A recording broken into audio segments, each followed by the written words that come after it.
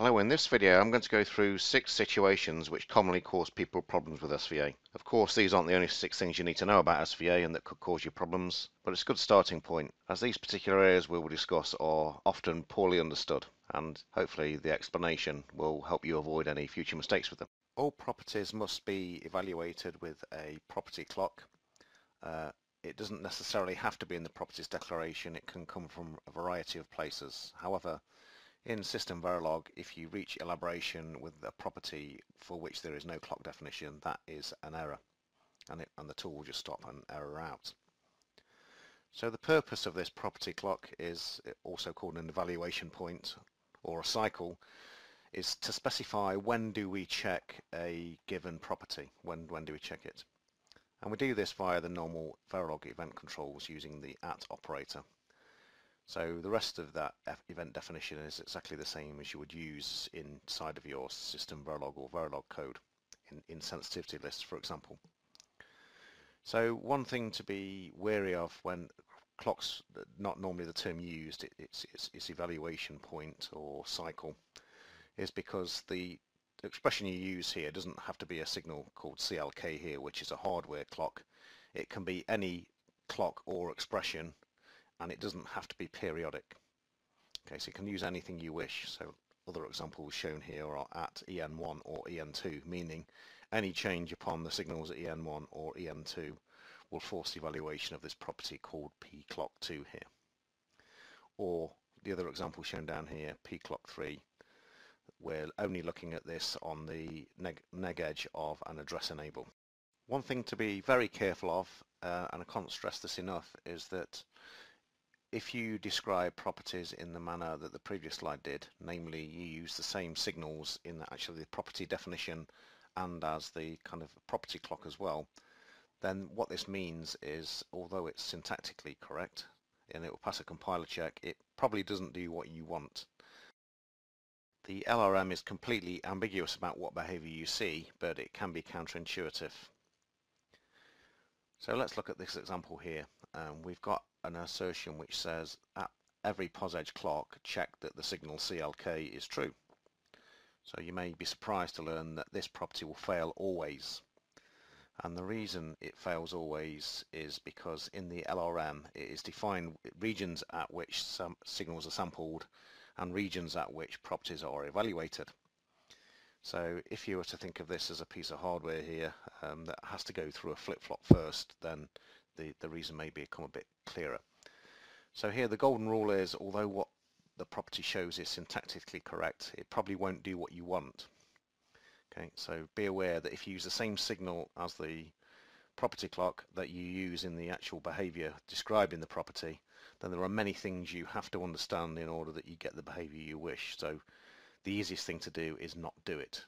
Don't do that. All of the things that we've discussed so far, you may be asking yourself, well, I can just do that with my normal System Verilog procedural code. So what's the point? Well, here's the answer. Assertions have the capability that they're overlapping. They can spawn parallel threads of execution, the same property instance we're talking about here. So when you define an assertion such as the one shown here, the important thing to understand about this is that every neg edge clock is being checked to see if rec's true or not. Okay, and if that is the case, rec is true, then the next cycle, the next neg edge clock requires an ACK. So this is regardless if we're already evaluating that property or not already. Okay, so how does this work? Well, what we've got here is on this cycle here, where it says first A5 starts. We're starting because at the neg edge clock the rec is true, so that we know the next cycle requires the ACK to be true or that assertion fails. However, at that very next cycle, rec is true again.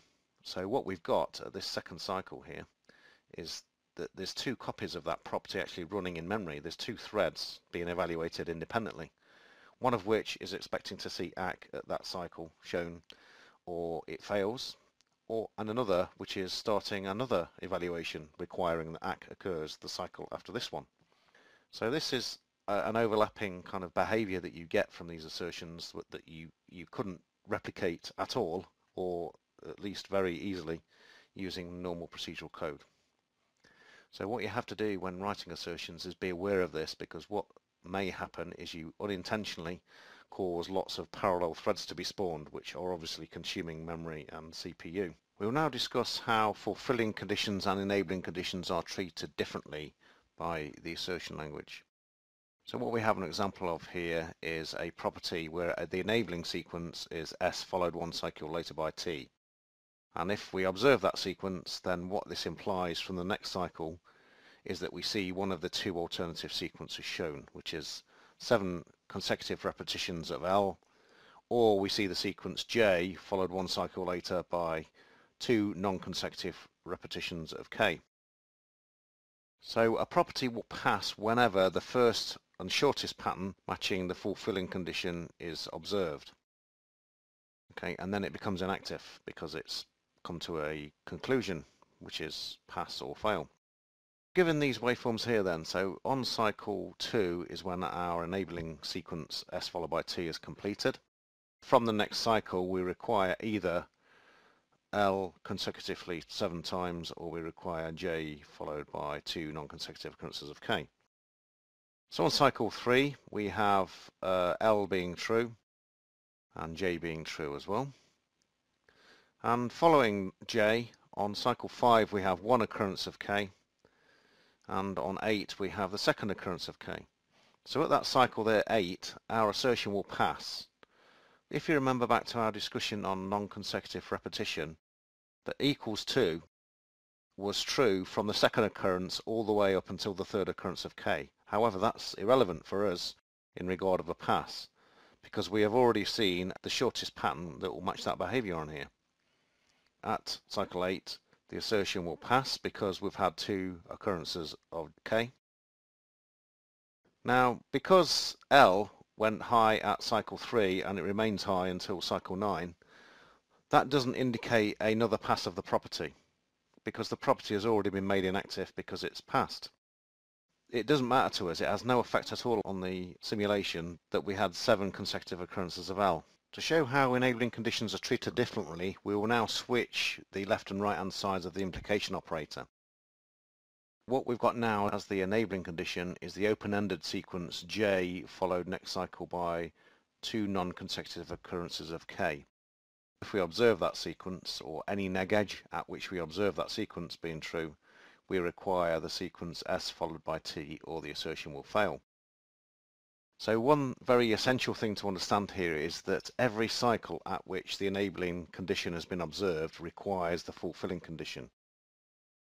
And if we look at the waveform diagram now, at cycle 1 we have J, at cycle 2 we have the first of the 2 non-consecutive occurrences of K, at 5 we have second of the 2 non-consecutive occurrences of K.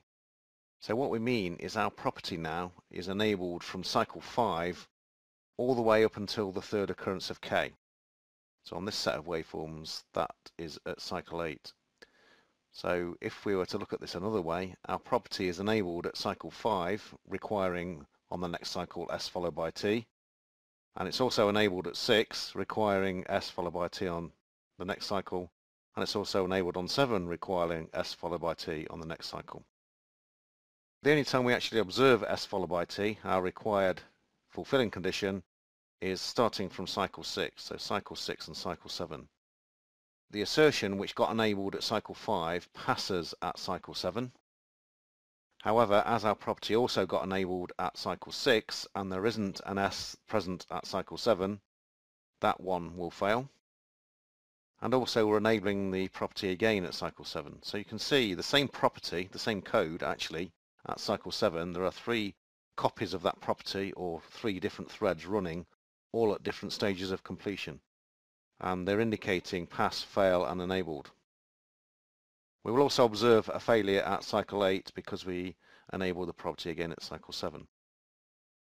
This is symptomatic of describing properties where it's getting enabled more times than you desire. Okay, and we need to debug this kind of situation and be careful that we don't describe open-ended enabling conditions in a way such as this. On this set of waveforms here, 3 fulfilling conditions are required, which probably isn't our intention.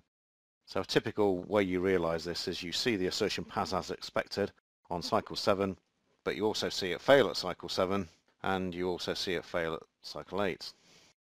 To summarise what we've seen over the last two slides, showing the difference between how fulfilling conditions and enabling conditions are treated. For enabling conditions, then every time the left-hand side of implication occurs, we require the right-hand side of implication. So if you have an open-ended sequence, that's probably more times than we really intended. If we have open-ended sequences on the right-hand side of implication, however, as a fulfilling condition, then the earliest opportunity at which behavior observed matches the behavior required by the property results in the property either passing or failing and then becoming inactive. The 2009 standard introduced the concept of weak and strong properties. Prior to that standard, all properties were treated as strong. The terms strong and weak relate to how failures of properties can be shown. Strong creates what's known as liveness properties. Weak creates safety properties, and we'll go on to explain what these mean with examples. The definition of a liveness property is a property where at least one way in which it could fail is demonstrated by an infinite length waveform. Or to put it another way, which you often see in textbooks, it claims that something good happens eventually. As it's talking about infinite length simulation waveforms, it has no meaning in simulation, because we can't simulate for an infinite number of cycles. However, safety properties are bounded in time. Failure can only be demonstrated by a finite waveform. That's all failures are demonstrated by a finite waveform. So another informal way of saying this, which you often find in textbooks, is it claims that nothing bad happens. We can see here two examples which show the strong and weak operators. So literally the text strong and weak is what's used to specify whether a property is strong or weak. So liveness 1 is using the strong operator and safety 1 is using the weak operator. Other than that, the properties are the same. So what we're going to do now is see what's the difference. Safety 1 holds if and only if A can never occur. So remember, with enabling conditions for properties, if the left-hand side of implication never occurs, then there's no way of showing a failure, so therefore it holds. Safety 1 also holds if A occurs and then B occurs before C. It also holds if A occurs but B or C never happen. So in other words, there is no requirement for B and C to ever occur. In contrast, liveness 1 holds if and only if A can never occur, so that's the same as the other one. A occurs and then B occurs before C, that's also the same as the other one. So the difference between them is B must occur or the property fails. Okay. So what we've got here is an example. So on the left-hand example at cycle 2, the properties for both of them are enabled. So both liveness 1 and safety 1 are enabled. And at cycle 4 here, we've had C occurring before we have B. Therefore, both properties will fail. So what we've got is a counterexample, which is a finite length. If we look at the diagram on the right-hand side here, the property gets enabled at cycle 12 with A occurrence of A. And then we wait for infinity with B and C both 0. So the safety property will hold, so it effectively passes. We can't demonstrate a failure.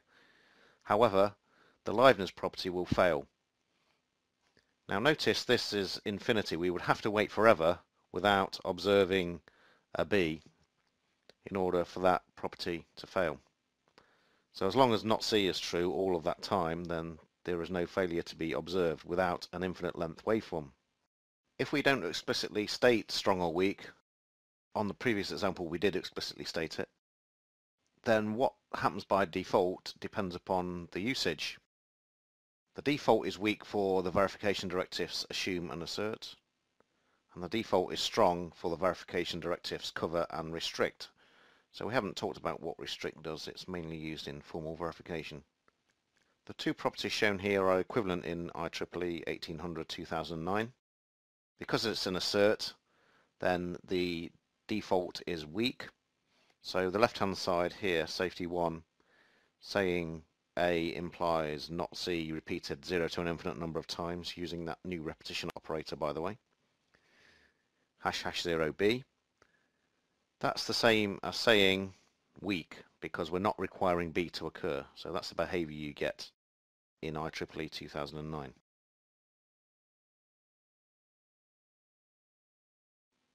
You may have noticed the behavior we described here. The default strength means that there's different behavior observed in 2009 and 2005. So for the property shown down here, the one we've just talked about, in IEEE 2005 the property will fail if we observe the waveforms as shown here, because we have A occurring at cycle 2, and what the property requires is we have not C 0 to an infinite number of times and then B occurring. B never occurs. As that has strong semantics in 2005, that's a failure. So failure here shown, infinity shown at cycle 8, if you forgive the contradiction. In IEEE 2009, however, the property will pass because the default strength for an assertion is weak. So what we've got here is different behavior depending upon which version of the standard we're using. So normally the tools will always have a way of stating what you're doing, whether you want to see the failure occur or whether you don't want to see the failure occur.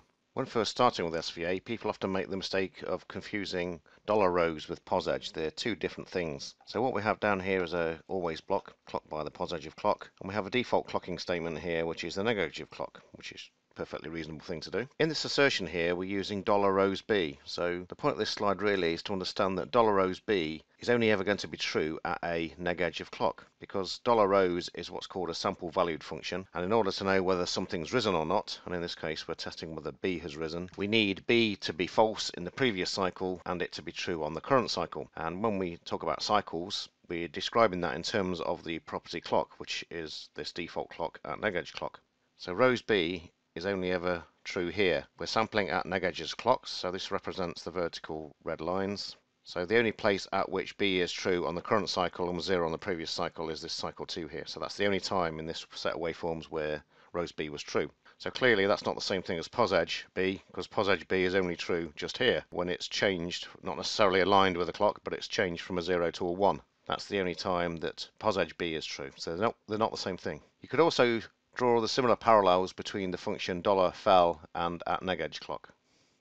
The final point in this video is a question. Given the assertion that you can see written down here, does the counterexample shown below here look a valid one? So what we can see here is that on cycle 2 here, this assertion is failing.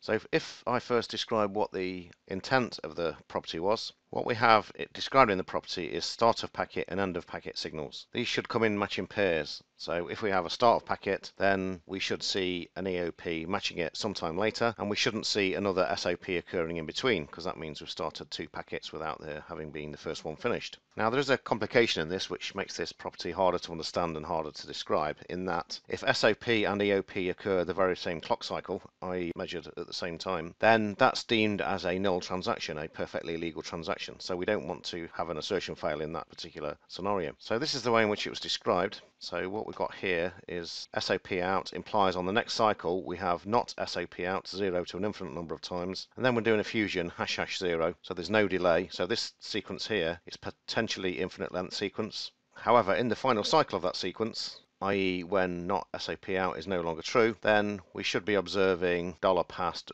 EOP out. So we should have seen that signal being true in the prior cycle. So that seems a perfectly reasonable thing to write, because the scenario we're trying to make sure we don't have a false failure in is that SOP out and EOP out occur the same cycle. Hence why we got a $past in here. Now this won't behave as we think it will. So if you look at the counterexample here, we can see in red the signal which is causing the failure. It's SOP out being high for 2 cycles, and as we can see, that's as expected. However, when we go and look at the EOP out signal, we see we've got an SOP and EOP out in cycle 1, so that's perfectly valid behavior. So surely it's permitted to have another SOP starting the next cycle. But we're seeing an assertion fail here. How come this EOP didn't cancel the property check? And the reason for this is buried deep in the language reference manual. #0 cannot match an empty sequence. So when you think of a sequence like this, not SOP out for 0 to an infinite number of cycles, that matches that delay being 0, 1, 2, 3, 4, all of them. It's like ORing them all together. However, when its value is 0, that's what's called an empty sequence. And if you have #0 in a sequence, then the thing to the left of it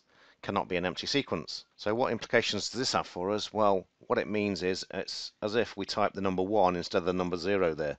So we've got identical behavior here, whether we type 0 or whether we type 1. And if we type 1, it now becomes evident why the assertion fails, because if we have an SOP out, we're saying we must have at least one not SOP out on the following cycle always. So this is a valid counterexample. So the basic message in that is don't match ##0 with things to the left of them which can be potentially empty sequences. That is not a compile error, that's just the behavior you get. Okay, so I hope you found those tips useful. Thank you for watching and goodbye.